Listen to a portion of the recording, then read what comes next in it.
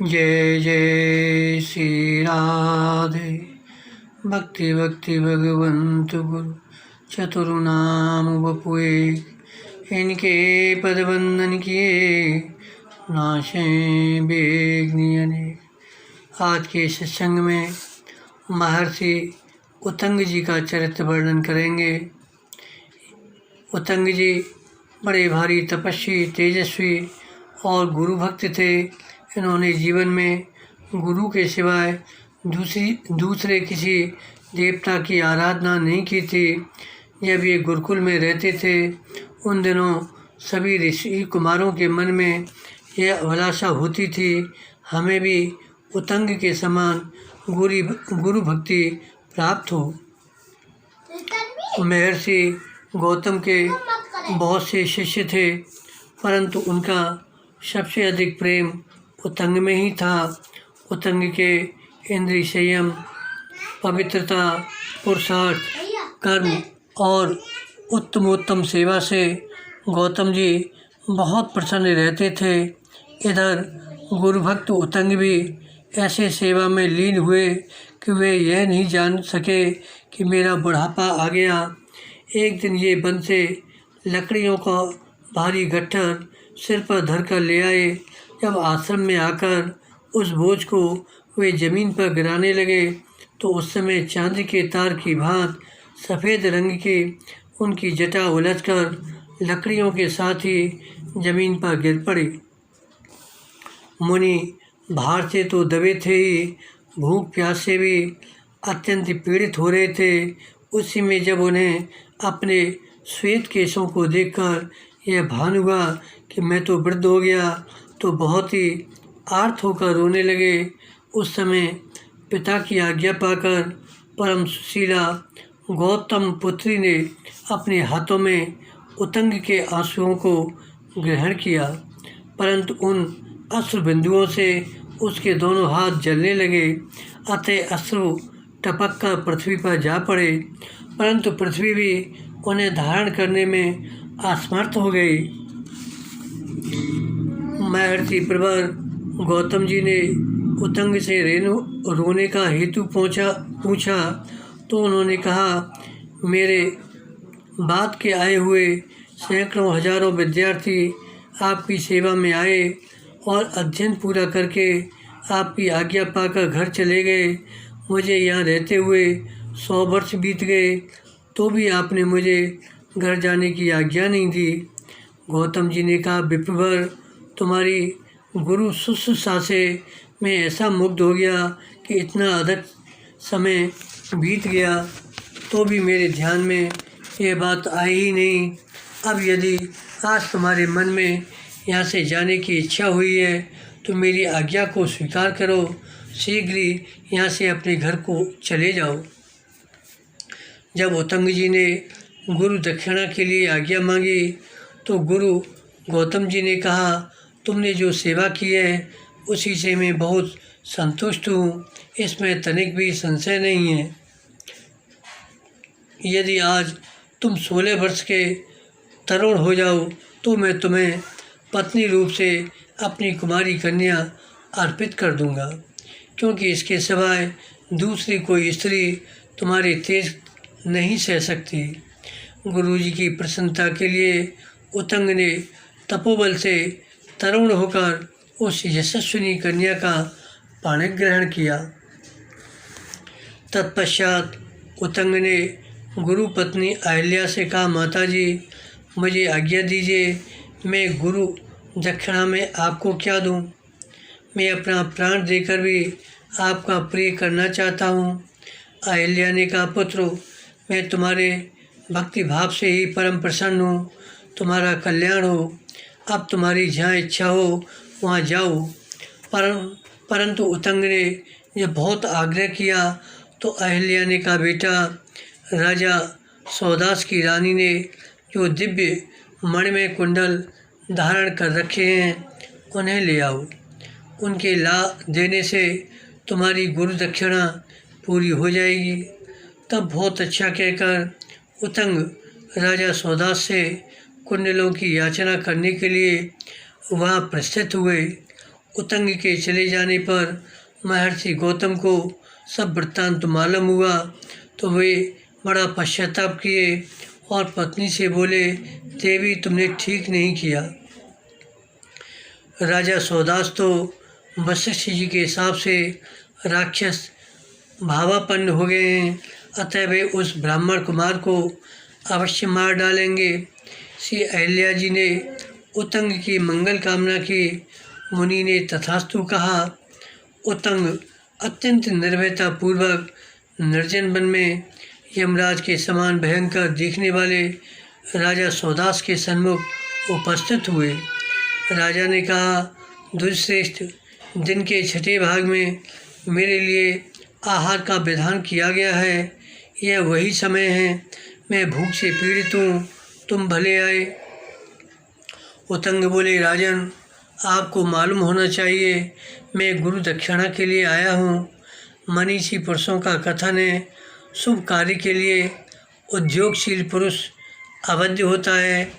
परंतु जब उतंग ने देखा ये शापाभिभूत होने के कारण मुझे खाना ही चाहता है, तब इन्होंने कहा, महाराज, मैंने गुरु को जो वस्तु देने की प्रतिज्ञा की है वे आपके ही अधीन है।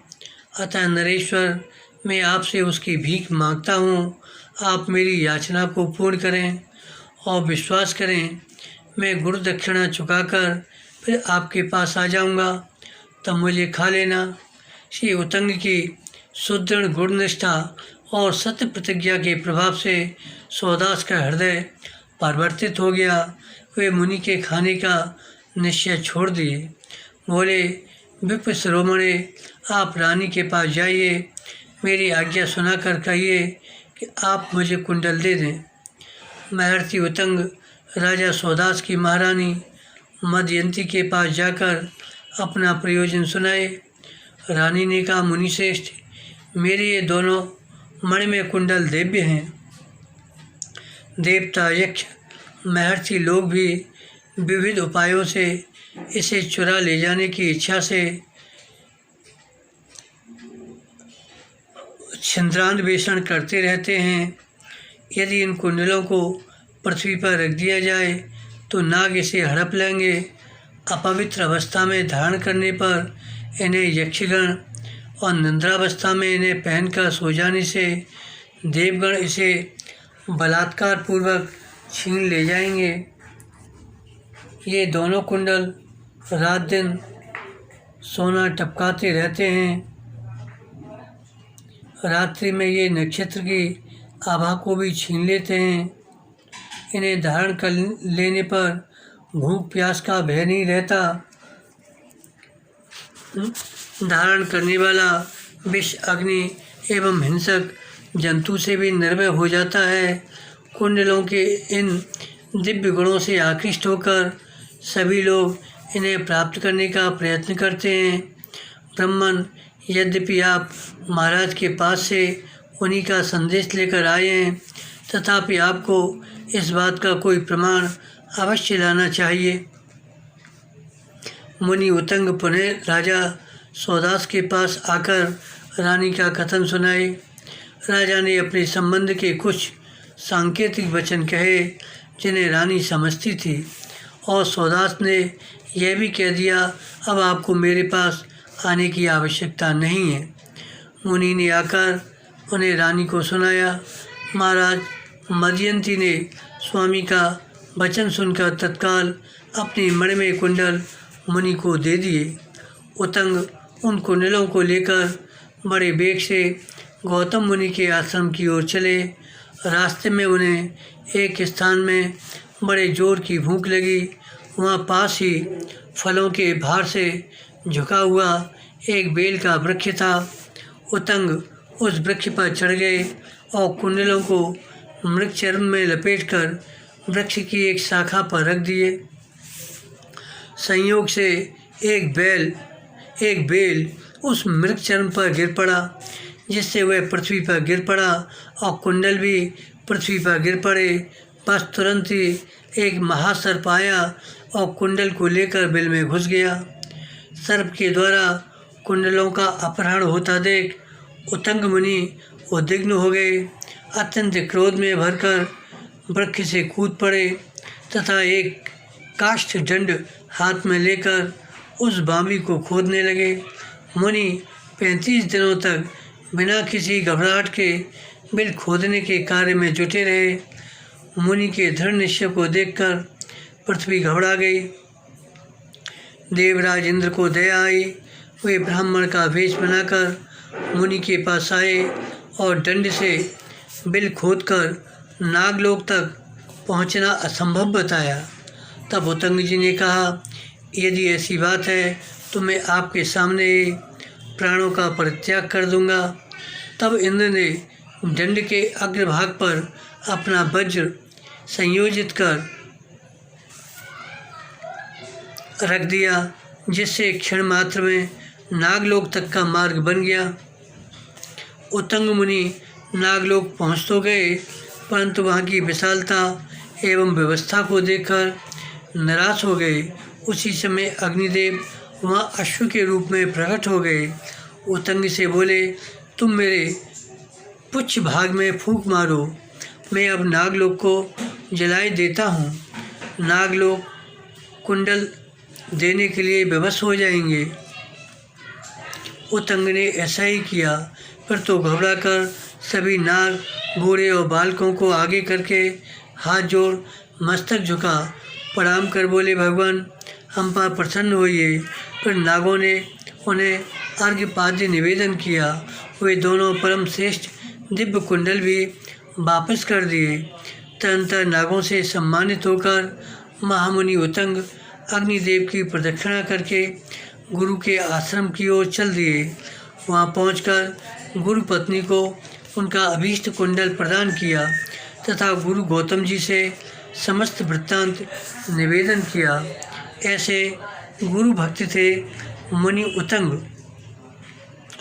वर्णन आता है, महाभारत का युद्ध समाप्त हो जाने पर जब भगवान श्री कृष्ण द्वारका जा रहे थे तो मार्ग में श्री उत्तंग जी मिले।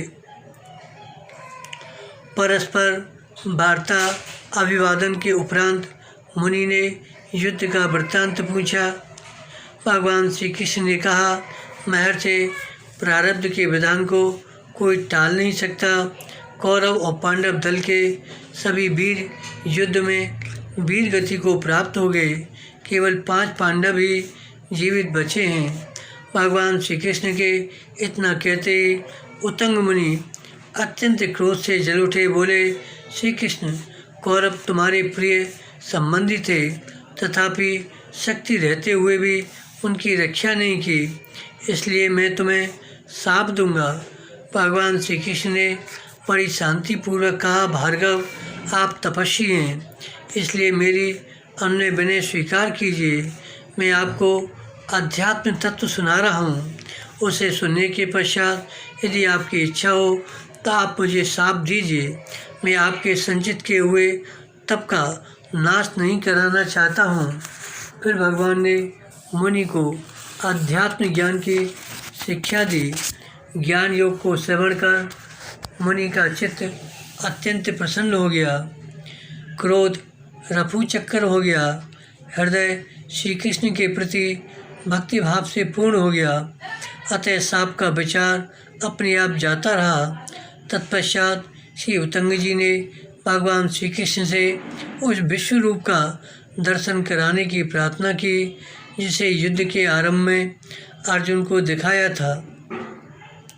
मुनि की इच्छा पर श्री कृष्ण ने अपना विराट रूप दिखाया। मुनि कृतकृत हो गए। पुनः मुनि की प्रार्थना पर भगवान श्री कृष्ण पूर्व रूप में हो गए। आगे वर्णन आता है, एक कणका नाम का व्याध था। वह स्वभाव से बड़ा क्रूर था। देवता, ब्राह्मण, गुरु, साधु किसी को भी नहीं मानता। सबकी निंदा करता, धन लूटता और प्राणियों की हत्या करना यही उसका काम था। सौबीर नगर में भगवान विष्णु का एक बड़ा मंदिर था जिसके शिखर पर विशाल स्वर्ण कलश लगा था। उस कलश को देखकर वह व्याध मन में यह अनुमान करके कि मंदिर में बहुत धन होगा।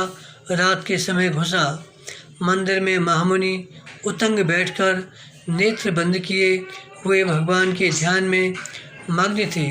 उस दुष्ट व्याध ने मुनि को धक्का देकर पटक दिया और उनकी छाती पर पैर रखकर एक हाथ से उनके केस पकड़कर उनका सिर तलवार से काटने को तैयार हुआ। मुनि ने नेत्र खोले और उसकी ओर देखा। उनके नेत्रों में ऐसा तेज और स्नेह उमड़ रहा था, कुछ डाकू पर जादू सा हो गया। उसके हाथ से तलवार गिर पड़ी और दूर खड़ा होकर मुनि को एकटक आश्चर्य से देखने लगा। बड़े ही शीतल शब्दों में मुनि ने उससे कहा, जो अपराध करता है उसे दंड दिया जाता है। मैंने तो तुम्हारा कोई अपराध किया नहीं, तब मेरा वध क्यों करना चाहते हो? साधु तो सताने वाले को भी क्षमा करते हैं, उसका कल्याण करते हैं। पाप से धन एकत्र करके जो भी परिवार का पालन करते हैं, मरने पर पाप का फल उन्हें अकेले ही भोगना पड़ता है। अरे भाई, तुम क्या कर रहे हो? यह तुमने कभी सोचा है इस पाप का कितना भयंकर फल होगा? इस पर तुमने कभी विचार किया है? यह जीवन तो भगवान की प्राप्ति के लिए तुमको मिला है, न कि पाप बटोरने के लिए। मोह को छोड़कर भजन में लगो, इससे तुम्हारा कल्याण होगा। महात्मा उतंग की वाणी का प्रभाव उस पर इतना अधिक पड़ा कि वह पश्चाताप से व्याकुल होकर उनके चरणों में गिरकर फूट फूट कर रोने लगा। उसी समय उसकी मृत्यु हो गई। दयालु मुनि ने उसके शरीर पर भगवान का चरणोदक छिड़का। उसी समय भगवान के पार्षद दिव्य विमान पर उसे बैठाकर परम धाम को ले गए। व्याध की यह सद्गति देखकर उतंग मुनि चकित हो गए। भगवान की महिमा एवं उन दयामय की असीम दया का स्मरण करके उनका शरीर पुलकित हो गया।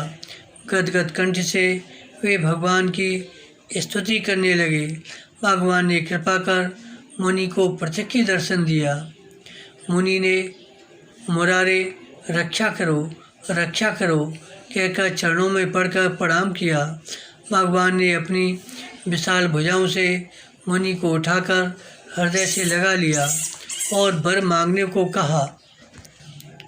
तब उतंग ऋषि ने कहा, प्रभो, आप मुझे मोहित क्यों करते हैं? मुझे कोई वरदान नहीं चाहिए। जन्म जन्मांतर में आपके चरणों में अचल भक्ति सदा बनी रहे। मैं कीट पतंग, पशु पक्षी, सर्प अजगर, राक्षस पिशाच या मनुष्य किसी भी योनि में रहूं, हे केशव, आपकी कृपा से मेरी सदा सर्वदा आप में अव्यभिचारिणी भक्ति बनी रहे। भगवान मुनि को वरदान देकर एवं उनकी पूजा स्वीकार करके अंतर्ध्यान हो गए। बोलो महात्मा उतंग ऋषि की जय। जय जय गुरु भक्त उतंग ऋषि की जय। भक्त भगवान की जय। जय जय श्री राधे। जय जय श्री राधे।